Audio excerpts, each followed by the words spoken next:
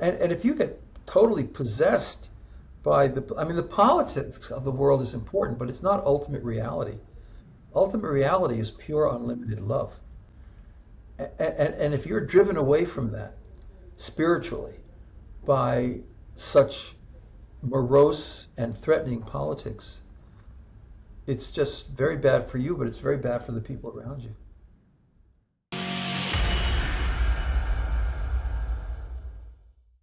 Hello everyone, I'm Ron Roel, the host of 45 Forward, where my mission every week is to help you make the second half of life even better than the first. Today we're talking about pure, unlimited love. That's a really welcome idea today, especially at a time when there's so much talk about political division and violence and hate speech. It's also the title of a new book by Dr. Stephen Post, who is my guest today. Stephen is the director of the Center for Medical Humanities, Compassionate Care, and Bioethics at Stony Brook University School of Medicine in New York. He's had a really fascinating career, and what he's widely known for is his unique perspective on the human side of medicine and the interface of spirituality and science. Today, Stephen's going to explain what he means by pure unlimited love. And not only that, he's going to break it down into 7 main paths, from things like the path of healing with kindness to honoring the spirit of freedom. And furthermore, we're going to talk about how you can experience this today, as we age. So now let's welcome to our show, Dr. Stephen Post. Stephen, welcome to the show. Thank you, Ron. It's always a pleasure to see you. It is. It's always great seeing you, Stephen. So this is a return visit for you, and they're always, one is better than the next. So before we dive into your book, let me hear a little bit of the story about how you got to this, because you've covered this for a long time. I remember, I know even as a young man, you wrote a book about, I think it was called God and Love on Route 80. And so this was your journey after graduate school. So let's hear a little bit about the story behind Pure Unlimited Love. Well, Route 80 is a bit of an origin story, if you will. Mm-hmm. Okay. But it is true that I was very interested in great spiritual classics, even as a high school student in Concord, New Hampshire, right, at St. Paul's. And while the other guys were off playing hockey, I used to be reading all these incredible classic narratives and sacred texts about love. I would be peripatetic. The woods were beautiful up there. I loved the fall leaves, and I would just walk on the paths and I would read these things, and people were very accepting of it, I found. So that was interesting, and I was even encouraged. So that's the whole story, really, where the beginning was, and I think it was something to be untapped. It was a bit of a calling for me to study higher ideas of love, not the love of chocolate, although I can't resist chocolate sometimes. Right, I was thinking, gee, that's a shame. It's not a love of chocolate. It is, and not necessarily the love of designer jeans, although I like designer jeans. My wife loves them, but something deeper, something more universal, something that is associated with the great, great spiritual traditions of all types. And I went to Reed College in Oregon, and Steve Jobs happily slept on my floor a few times, and we read the autobiography of a yogi. And then he left. Then he went to India to an ashram, and I never saw him again. Wow! But we did correspond once by email in later years. But the kind of thing he was talking about at that time was this universal love that was really not just unconditional love, because that suggests something that's really quite limited to interpersonal relations. But unlimited love is more cosmic. It opens up the ideas of ultimate reality and the whole notion of physics and dialogue with spirituality. So that's the kind of wide open perspective that I think is important. And I had the good fortune of going to the University of Chicago Divinity School and studied psychology there too. So I met a lot of the great historians of all the religions of the world, Mm-hmm. from Mircea Eliade to you name it. And then uh, I met Sir John Templeton, Mm-hmm. actually, at a certain key point in my life. Okay. And he more or less took me under his wing, and he is the one who really coined this term pure unlimited love in a I little see. pamphlet he wrote. But he always wanted me to develop it because it wasn't a book. It was Mm-hmm. just kind of a set of fairly esoteric ideas. Tell us a little bit more about Templeton. What was he So like? John Templeton was called the Tennessee Mystic. He was from Winchester, Tennessee. Um, and he actually went to Yale, you might like to know, a few years before you did. But in fact, he was a great human being. He was a great investor, but he was much more interested in world mysticism, spirituality, and he was interested in other things too, including positive psychology uh, and uh, the ultimate reality that is pointed to by high level mathematics and physics. And so, actually, this afternoon I'm going into Lincoln Center to attend the awarding of the Templeton Prize. He's been dead since uh, 2008. But the prize continues on, and it can go to people as varied as Jane Goodall and Mother Teresa, to great, great physicists and mathematicians, uh, great biologists, but anybody who is contributing to the development of knowledge and is interested at the interface of spirituality and science. So he wanted to move religion forward, uh, because he thought that people would just get more and more tired of sort of the old doctrines. And this is sort of what you've been doing too, but again, blending science and spirituality.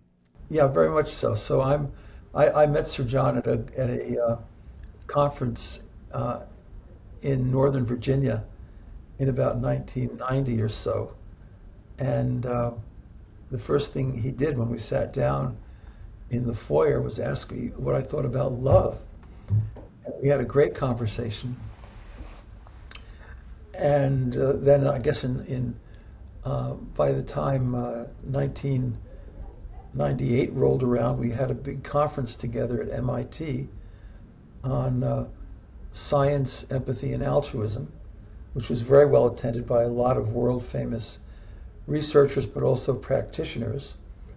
Uh, and then I was sitting in my office at Case Medical School, and he sent me a fax which said we need to start an institute to study the highest human asset, which is unlimited love. And why don't we start a program on that? And I said, well, it sounds good to me. Of course, I was at Case and I was doing a lot of genetics with Alzheimer's at the time. And I said, maybe we should, just to make it a little more scientific, quote the Center for Creative Altruism. And then he faxed me back. He didn't email, he faxed. And he said, no, I think unlimited love up to $8.9 million. And, and I did what anybody would do. I happily, very happily, authentically faxed back. I said, Sir John, I love that language. It jumps right off the page. And he was so correct because it's love that resonates with all these great traditions. It's not altruism, which is a Johnny-come-lately term. It's more comfortable for social scientists and evolutionary biologists, but he wanted a program on love that would move us forward. And he asked me to be the president of it and to build it, and I'm happy to have done so. We've done a lot of funding of great research proposals, lots of big conferences, and lots of books. And Pure Unlimited Love is my most recent, and I think also by far the best. But when we talk about it, so I find the term, interesting. Descriptive, pure, unlimited. So unlimited in what sense? Limited in that most human love, in fact, I would say all human love, possible exception, maternal love at its very best, but even that has its limits. But a kind of love that is perfectly wise. Parents can love their children, uh, but maybe unwisely they'll overindulge their kids, and then the kids will um, not have any sensibility about the needy and those in the world who are really imperiled. So you want to love your children in a way that allows them to understand that the love for the neediest is important, and that they can use their gifts, their talents to serve others. Um, a love that is um, truly universal, not just focused myopically on the nearest and the dearest, although that's inevitable in most people's lives. Yet, you can also lean outwards toward all humanity, and that's a point of importance. Also, a love that is relatively stable. It doesn't just go up and down, here and there, disappear with the latest moment of anger, but a love that's really steady and dependable and loyal. So these are all aspects of love that I associate with the divine, because no human being is perfect in these respects. We all have our moments. But somehow the divine love, what the Hindus call the supreme, whatever your tradition is, it doesn't matter to me. Could be God with a small g, uh, uh, or it could be a capital G, or it could be higher power. But somehow or another, this is an ultimate reality in the universe that has, among other aspects, this profound, universal, and lasting love. Now, I know that you also talk about it's that you're more specific about it. You're describing it in some respects, but then you also have 7 paths to this love, which I think are important. So let's just run through them quickly. I might, talk more about one or the other, but let's just itemize. What are the 7 paths that you identify? The 7 paths of uh, of love, which I think bring us to inner peace. The first one is, may you give and glow. And I've done a lot of work on the internal emotional benefits of being a giver, giving with kindness. So that's in there. We've even done national studies on that topic with Gallup and other organizations.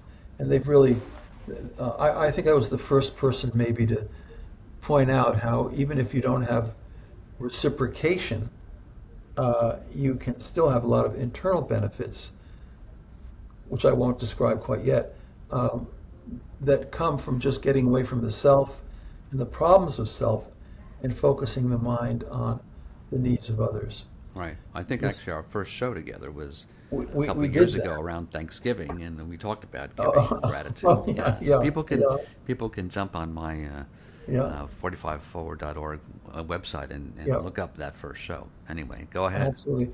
The next one is, may you heal with kindness. And that's about how important kindness, as well as empathy and compassion, and they're all a little different, are for all of us. And it's not just about being a professional healer, if you will, a doctor, a nurse, and so forth, but it's the fact that we can all approach interactions with the intention of healing. And that is most evident in, in kindness and tone of voice, and some kind of curiosity, gentle curiosity, not harsh curiosity. There's a difference, but gentle curiosity about people. Empathy is that sort of more deeply present affective element where people feel that you're really understanding them and with them and supportive. And then compassion is empathy in the context of suffering. And it includes an intention to alleviate that suffering if it's possible. So we teach that here at the medical school, and we do pretty well with it. The students really respond. And then the third path, may you follow your callings.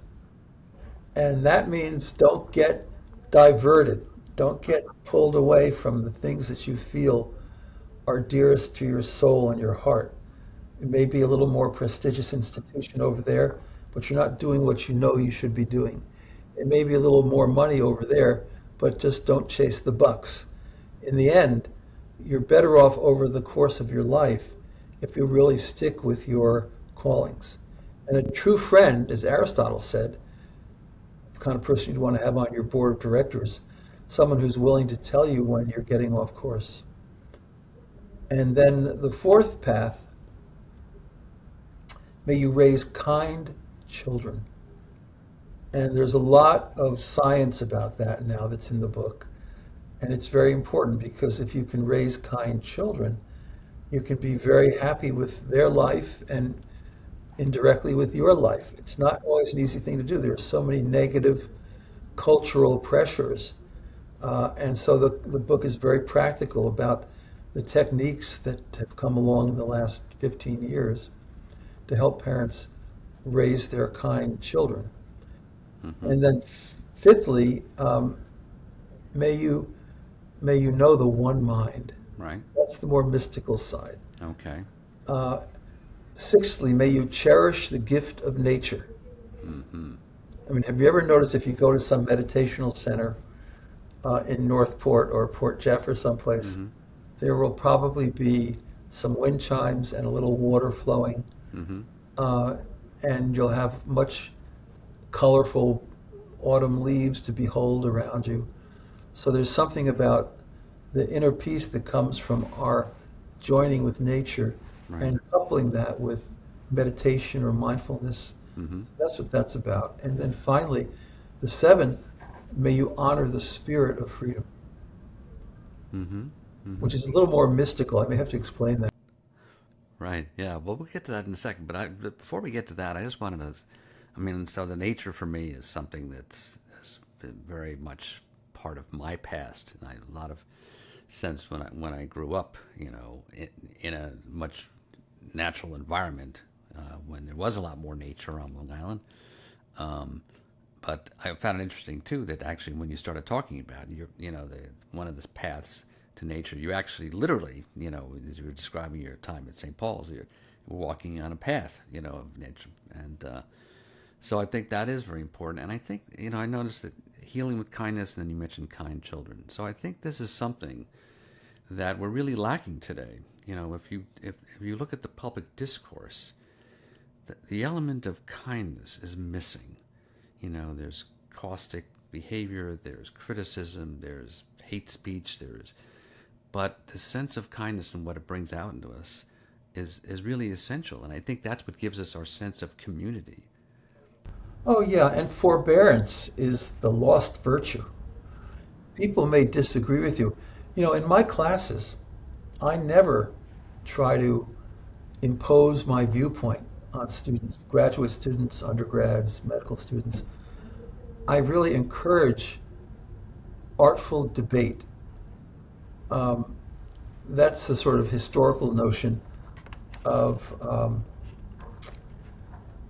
taking the side of some that you disagree with, representing it as clearly and as well as you can, arguing on its behalf against someone who takes a different view but doesn't necessarily hold to it. So that's called an utrum. Don't necessarily look that up, but that's even how the great philosophical works of the medieval and the Renaissance were written in utrum style. So you don't until the very end of it get to, and my view is such and such. So the idea is to be able to deal very respectfully with other perspectives. And I don't mean necessarily in superficial ways, I mean in serious discourse. And I think we need to reteach that in our schools. I think so many of our faculty everywhere, I'm not talking about Stony Brook, but every place, they're really indoctrinating even in ways that are quasi-threatening with certain kinds of viewpoints. And I don't believe that. I think that freedom and good debate, mature debate, methodologies of debate, I think that that's what we need to be teaching kids. We need to teach them how to think, not necessarily what to think. Yeah, I think this notion of freedom is, it's important to really, break it out and break it down, because I think people, it's not being just a cowboy on the range, being self-reliant. It's understanding ourselves in a relationship, but also being, free to accept others. Yeah. So I'm looking at your list here, and I'm thinking, Stephen, what? So it's giving, healing with kindness, follow callings, raising kind children, knowing one mind, cherishing the gift of nature, honoring the spirit of freedom. And I'm thinking back to my childhood, learning how to play the piano, and thinking like we needed some sort of device. Like, remember the keys? Like, every good boy does fine. Each. So we need to come up with some sort of mnemonic device for you. Yeah, yeah, yeah. So my view of freedom is very non-Western in a way. Uh, I have spent some time in India, and in the Hindu tradition, the nature of the supreme being, who is beyond time and place, uh, really includes three elements. One is freedom, another is creativity, and another is love. And if you have those three things going on in your life, you're really blessed, at least in the Upanishads.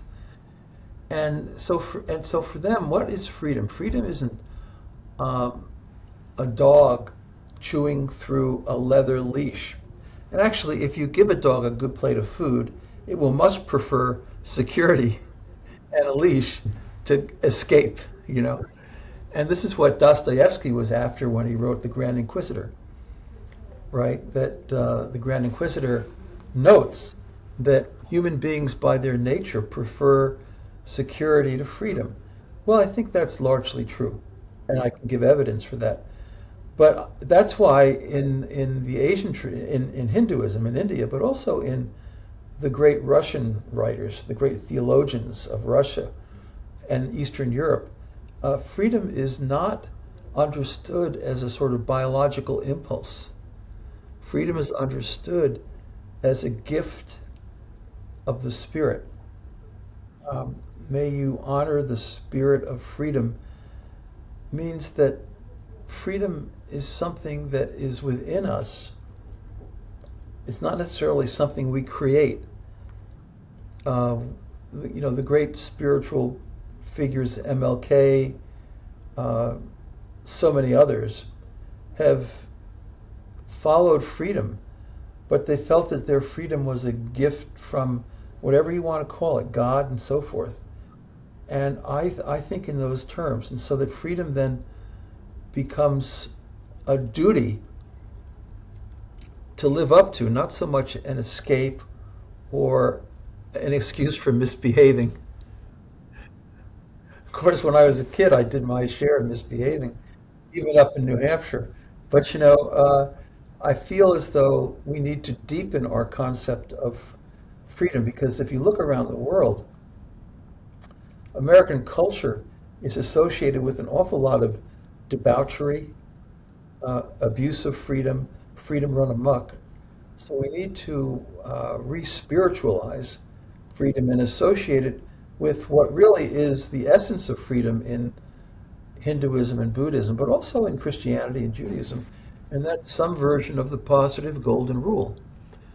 You know that Malcolm, that Rockwell image of the golden rule is so beautiful. It's in the UN, and it's got all these individuals from different backgrounds contemplating the positive version of the golden rule: do unto others as you would have them do unto you. It's not the negative version of the rule, which just means don't do things to others. That means you can get home tonight, Ron, and if you haven't kicked anybody in the knee, you can feel pretty good about your life. That's not what we're after, although that's important. Nevertheless, it's this idea that somehow by contemplating that way of life, we are truly free. That is what gives us freedom. So we're not taken in by all the negative forces around us. You read about terrible things happening every day, including today, in the newspapers. Uh, and I think that we really need to have a deeper appreciation for freedom as an expression of the spirit, which means that it's connected with love and creativity. And that's how I think of freedom. So I've been writing about freedom forever, and um, I think it's important to reassess. I mean, our freedom has become an excuse for a lot of debauched and terribly unethical behavior. You know, my show is 45 Forward. It focuses on how to keep living a vital life from midlife on. Are these lessons that, so you've been working on this for a while.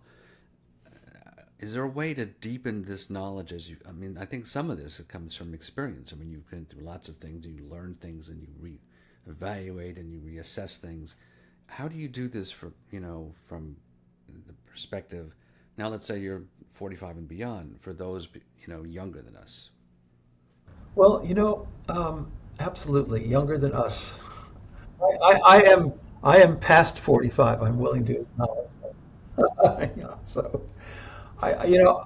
So there was a psychologist at Harvard named Eric Erickson, and he believed, I think wrongly, that real generosity, real authentic giving, is pretty much the purview of people who are in the seventh stage of life. That means they're really up in years. They're looking retrospectively at their own lives, hopefully with some satisfaction. Um, and now they want to live meaningfully by passing the torch to others. They want to be transmitters of loving kindness. Now, I believe, though, and have shown that that actually pertains even to the youngest among us. So there are lots of studies now from the Yale Child Studies Center, Paul Bloom, showing that toddlers, 18-month-old children, have a very deep, innate sense of affective or emotional empathy. They may not quite know how to operationalize it in terms of doing unto others, but that will come. But they have that within them. Now, if you don't have that within you, if all the wrong buttons have been pushed by bad parenting and bad environment, then that's a problem, and you can wind up being very disadvantaged in life, violent and difficult and unkind and identified as such. But sure, so that's there in our lives from the get-go. And you hope that you don't have to reach 45 and have some kind of a midlife crisis. Like everything falls apart. My life has been empty. I've been a husk, a shell, running on nothing, and now I want to turn it. Now that does happen to people, and that's a good thing when it does happen. But hopefully, you will be able to unfold as a giver over the course of the years, and that's called in Greek, well, among Aristotle, the thought of Aristotle and Plato, that's eudaimonism. That's living a good life over the whole course of a lifetime. And so we sometimes say, well, you've got to go through these really miserable, counterproductive, destructive moments and periods in your life to get to kindness in your older age. I just don't think that's true. Um, and so this is my sense of it, that old age is a time for wisdom, because you've been there, done that, and hopefully learned something in the process, but not always.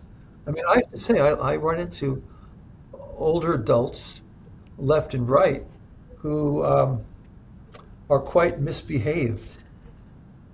Now they're, hopefully they're not common, but they are there.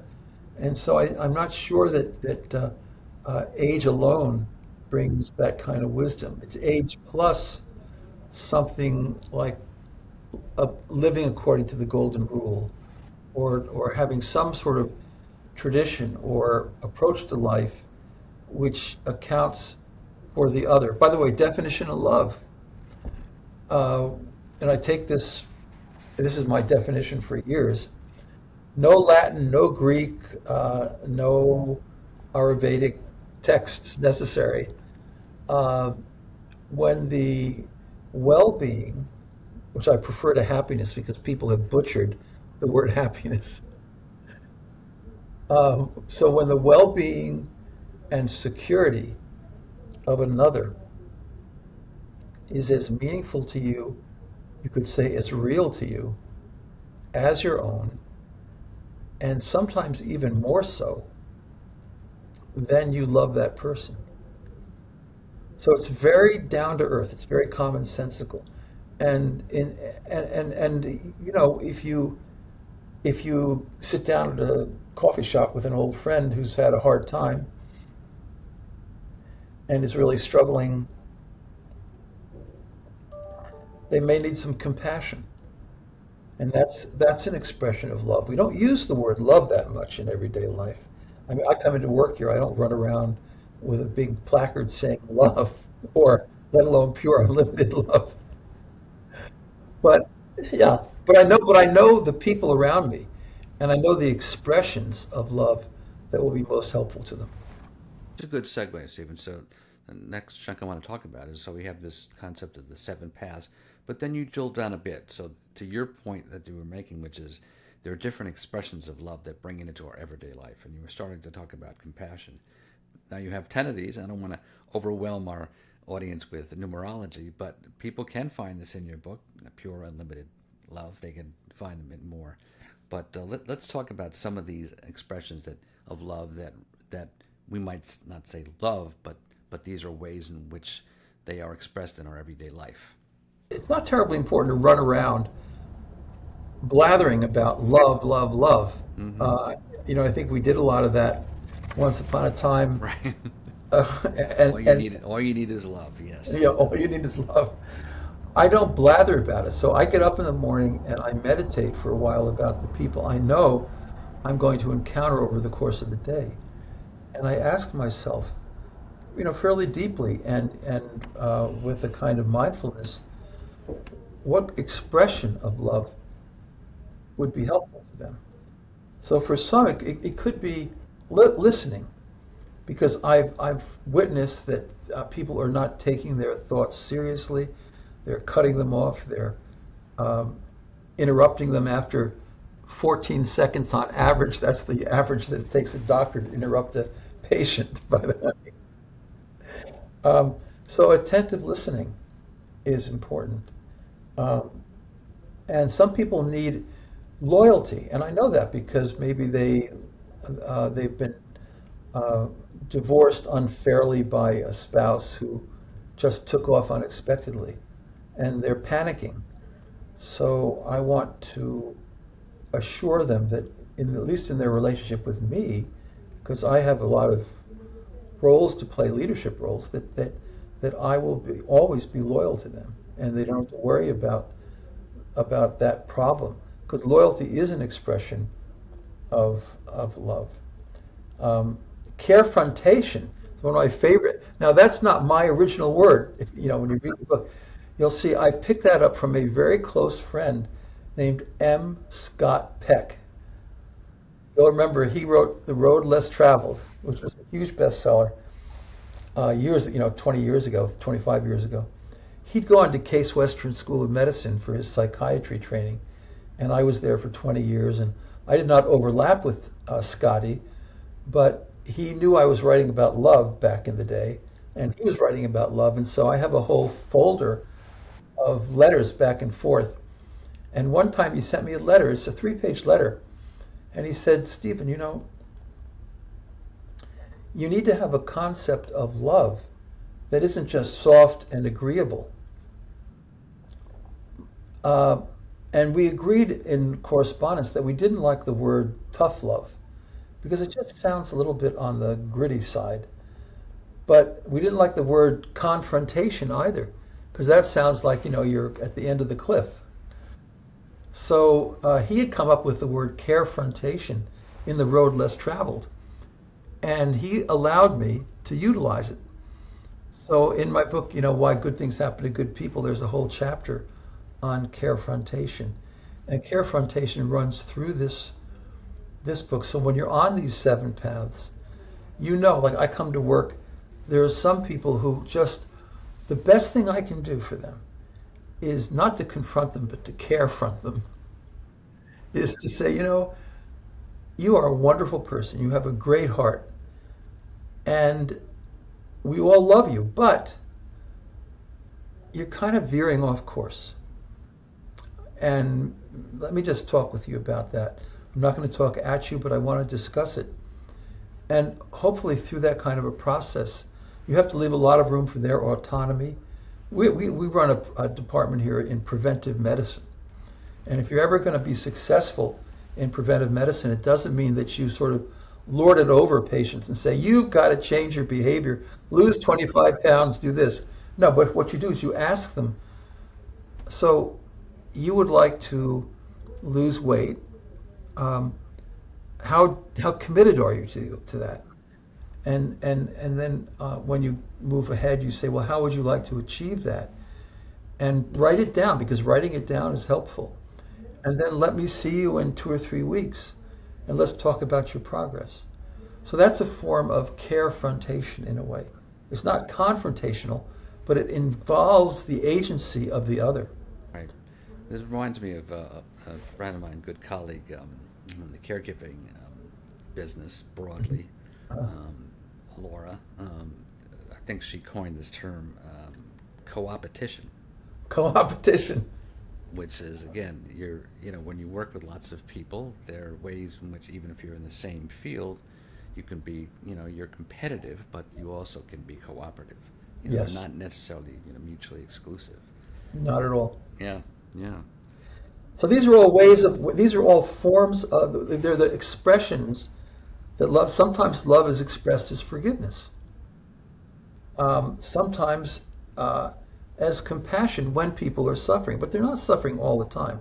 Unless you're an extreme follower of, say, the Buddha, or maybe Kierkegaard. Kierkegaard sort of thought we were all suffering all the time, but we were hiding it by getting in grooves and forgetting about the anxiety we have about losing the things that bring us happiness. He actually coined the term anxiety, which is now, of course, a big thing in psychiatry. Celebration is a form of love. Mirth.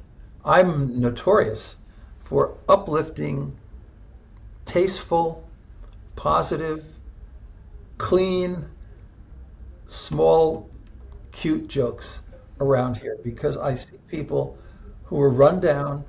They've been working all day and all night in a difficult medical context. And I just need to brighten them up. And I know that in a millisecond, the right ounce of humor can turn them around emotionally. So my latest one, because Halloween's a coming, I used this the other day. Where do ghosts buy houses? On dead-end streets. That's for all your listeners and their children and so forth. But there was a wonderful guy, Norman Cousins, who wrote a great best-selling book called The Anatomy of an Illness, and it's about how he watched silly stuff on TV, The Three Stooges, a candid camera, and they let him do this, and he felt that he laughed himself back to health. He had a very difficult illness and no one could help him really. So now at UCLA in the medical school, there is the Norman Cousins Center. It's worth Googling. And they do the best research in the world on mirth, laughter, and health.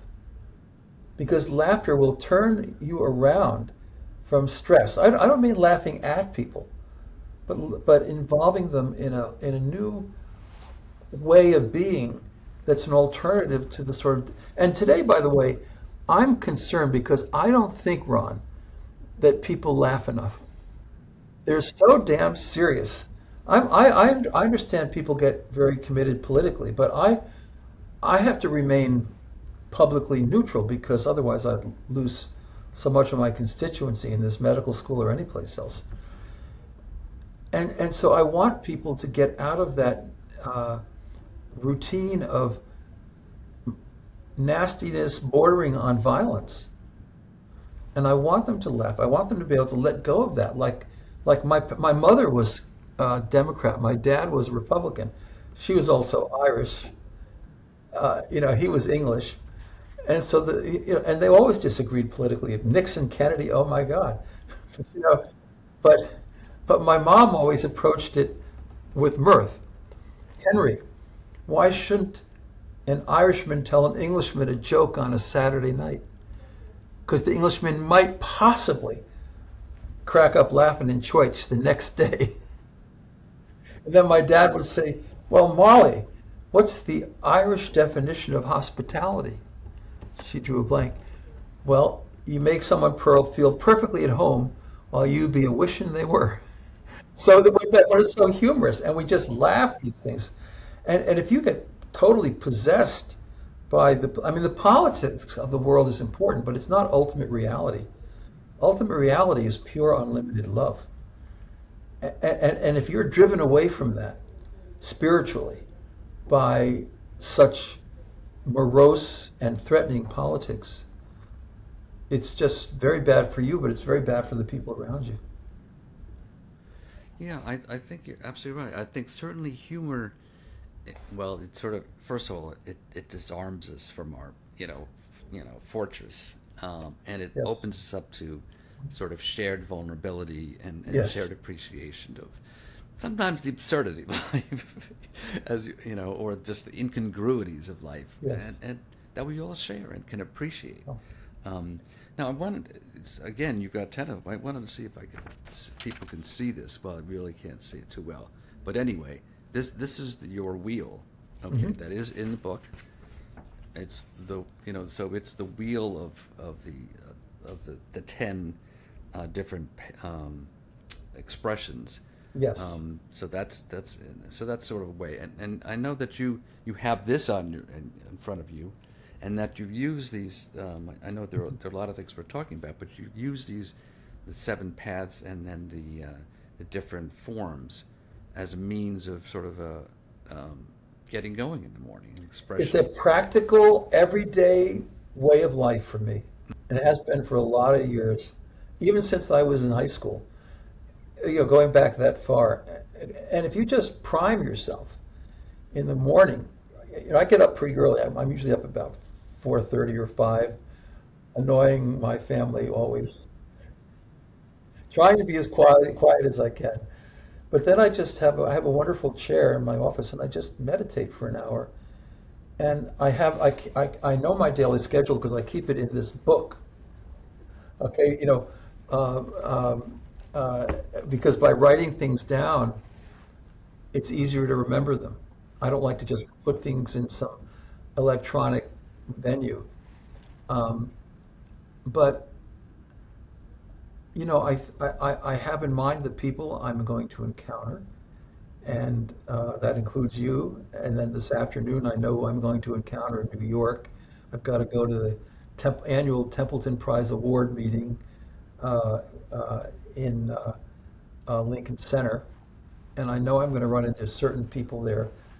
And I know what's going on in their lives, and I know kind of basically what form of love I want to bring to them. And I'll think about that when I'm driving in on the northern uh, Parkway in my Jeep Compass, I'll say.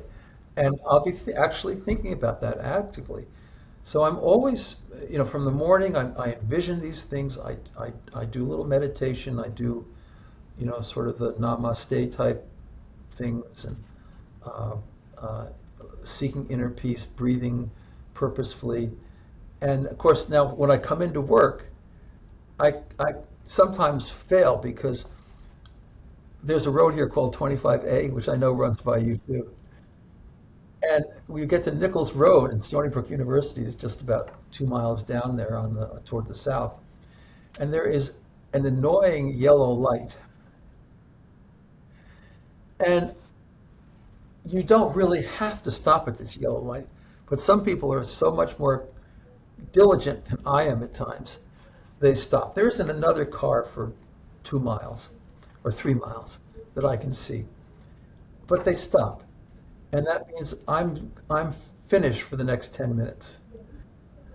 And I can get very annoyed. I don't yell out a curse or anything, but I will sometimes fall full chested on the steering wheel. And, I say what fish say when they swim into a wall. What's that? Damn. Um, yeah, so I'm always cultivating mirth, and I make a lot of it up myself. And some of it's psychological, some of it's theological. Um, And of course, it's important to have those things, but only to use them when they really make sense, not to inject them unnecessarily. Yeah, and I think that what I liked about your approach is that that you have these paths and these expressions, but there are ways you can access them every day. So I was looking at some of your introduction, and you said, well, okay, so you mentioned that in the evening, if time permits, I might quietly ask myself a question in each of these 7 paths. So there are Yes. ways to do it. So do I feel like uplifted and given with kindness? Did I speak with the tone and heart of a healer? So there are ways. Mhm. Did I have a sense of awe as I encountered nature? Did I honor and fulfill the duties and responsibilities of freedom? So there are ways you can kind of have a Yeah. checklist of thoughts that can keep you on track each day. And in the evenings, later at night, Mm-hmm. maybe around 11 or so, I will do that before I go off into sleep. And I find Long Island to be a little claustrophobic. No offense, okay, but I spend a lot of time in Ohio, and you can just roll any place. And I like Route 80 and the mountains and the Delaware Water Gap. I just like that feeling of total openness, and you can go south to Philadelphia or north to Boston, whatever you want. Um, but when I get that sense of claustrophobia, what I do is I take the ferry from Port Jefferson's, which is a North Shore town a little further east from Stony Brook, and I take the ferry, usually the P.T. Barnum, because I like P.T. Barnum. I like the mirth of it all. And I take the ferry over to Bridgeport, not to get off, although sometimes I'll get off and take the train up to, say, New Haven to the Peabody Museum or whatever it might be. But I'll usually stay on, and for now, $25, you can take that back and forth. I wouldn't advise the French fries, but there's a lot of good food there. And you can just go there and look at the beauty of nature. So it's one of my ways of enjoying nature, reconnecting with the wider world, if you will, and also just you know getting away from phone calls and the constant interruptions. Sometimes I get 200 emails a day, Ron. It's so sad. And I wish I could tell you that I can just erase them. I can't because it could be a student, and these are serious students, the medical students. I mean, they need responses. It could be a clinical thing, ethics related, and they need responses. It could be related to a book or a speech. I have to go up to Rochester and up to the Copley Plaza in Boston in the next few weeks, and I've got to have all that stuff down, and there's a lot to it. So there's nothing that maybe 10% of what I get is junk, but most of it I have to attend to. I could come in here and spend my whole day responding to email, and the brain, and I write this in the book, the brain did not evolve for that kind of interruption, constant interruption. So you can't, I do better. I feel better. If I go out sometimes to Lewisburg, Pennsylvania, because my daughter went to Bucknell, and there's a Best Western there. I will go there and just hang out for 48 hours, rent a room for a night or two, and just have my computer, and I will be working on, say, a chapter for a book like um, Pure Unlimited Love. And And then there's a pizza place down in the village of Lewisburg. That's all I need. I'm not very picky. And they have the Susquehanna River, and I can walk by the Susquehanna. And I like the Bucknell feel. Just a small private college with lots of nice people around. And and then I'll be so relieved. I might even have worked for 40 hours on my writing, but I feel so uplifted by it because I'm not constantly interrupted. As I come to work and everything, my cell phone, my computer, everything's coming at me. And then I got to make time for people who come to the door, which actually still happens. So it's not an easy life that we live. And you have to really work inwardly to be centered, properly centered, and to kind of ward off the adverse effects of all that, because you can't ignore it. You can't just go off the grid, although it's tempting. Yeah. Well, it is tempting, and I think sometimes it's doable. So you're reminding me of a couple of periods in my life. One is when I was in graduate school, University of Pennsylvania, where you would go through these intense periods, and what I would do is I would just drive west from Philly into the Amish country. Pick some place in the country, and I'd find a sort of an open field, and then have some bread and cheese and a snack, and I would just sit there and just look at the sky and look at the fields, and that sense of openness that was sort of in a very different way kind of replicated years later when my wife and I would visit her brothers in a little town called Nicholson, north of Scranton. And there was, going there and visiting with him and then being in nature and being in a creek in back of his house in open country. And what I loved is in that area there's a range called the Endless Mountains. Yeah, and I just love that that notion of endless mountains. Obviously they're not endless, but there's this sense of freedom and nature that I think is essential to basically expresses your feelings of love in a very kind of pure, unlimited way. Yeah, yeah. And I say, the gift of nature. Mm-hmm. May you cherish the gift of nature. I don't say worship nature Mm-hmm. or something along those kinds of lines, but I think we can cherish nature really as really the most beautiful expression of, if you will, divine love. Mm-hmm. One of them anyway. And I like Scranton, by the way. Mm-hmm. Yeah. I like the University of Scranton. I've been Yeah. there a number of times. It's kind of beautiful. Um, a lot of good baseball players, pitchers especially. Yep. Yep. And a But lot of older people go, a stay lot of there. older people. Yeah, yeah. It's a good place for older people. It's a good place for anybody, I think. Mm-hmm. But so you're so right. I mean, you have to. Even though we are besieged by new technologies and can easily get completely overwhelmed by the latest software or let alone AI, Mm-hmm. I can imagine that there are some good things that can be done with AI, but I'm also Googling now pretty heavily AI psychosis. And that's not quite a formal psychiatric designation yet, but there's a great psychiatrist at the University of California, San Francisco Medical Center who is working with that, and you will find that there are probably 10 to 15 fairly new cases of adolescent suicide at any time, which engaged them with AI. So AI, can be cognitively empathic.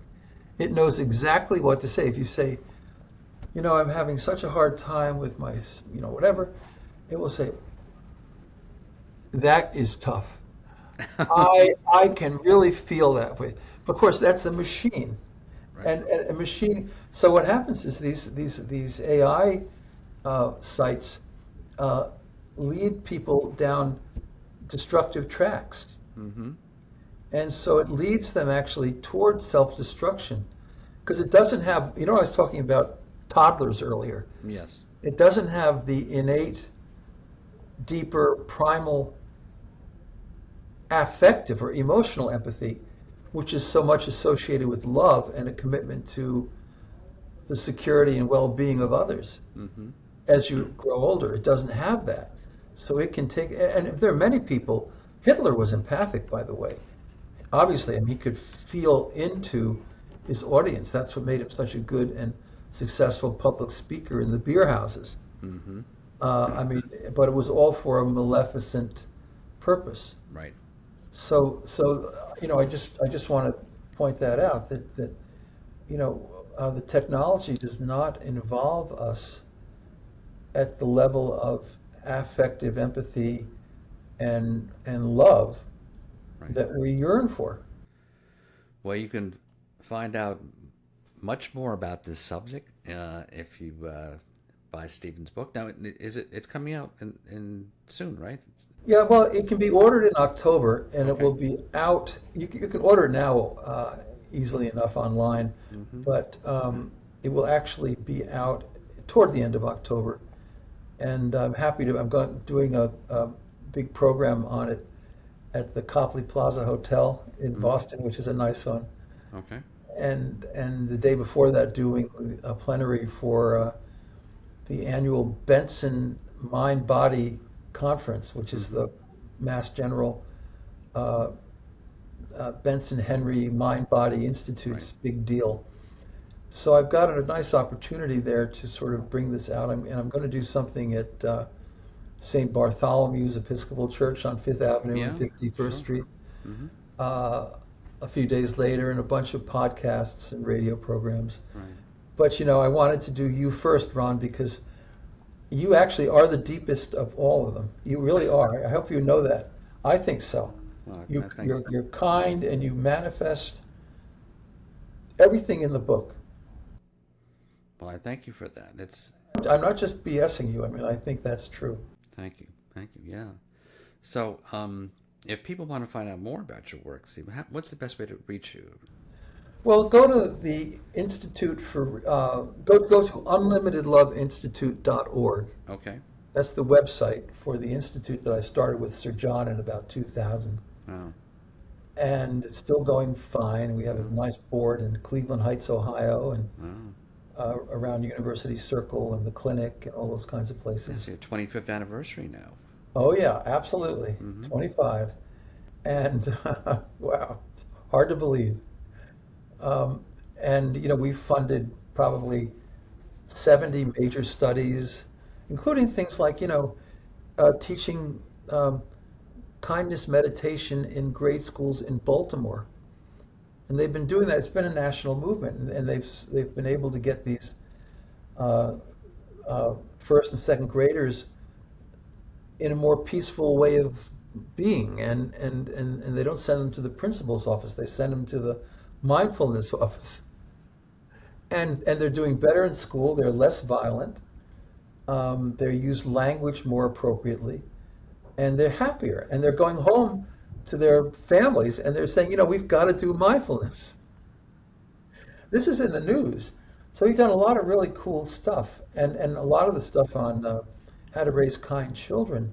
We funded that $4 million with the Fetzer Institute way back in about 2003, and I'm very proud of that. But many things we've done, all of the benefits of being a kind giver, not a forced giver, but putting your kindness into it. And it's not how much you give, but it's how you give. And so the Institute's been very successful, and I'm honored to have been picked out by the great Sir John Templeton, known for the Templeton funds, now Franklin Templeton, and the Tennessee mystic, but that he would pick me out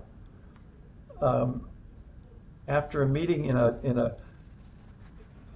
a golf club restaurant in Northern Virginia, and a discussion about love, and that was a long time ago. And then that he would entrust me with this. It's a beautiful thing. Well, I thank you for a thought-provoking conversation. It's always great talking with you, Stephen. And I'm glad that people can contact you. I'm sure they can go through Stony Brook, and they can certainly we're in touch if people have questions for me and want to get in touch with you or get in touch with me. I'm available at ron at 45forward.org.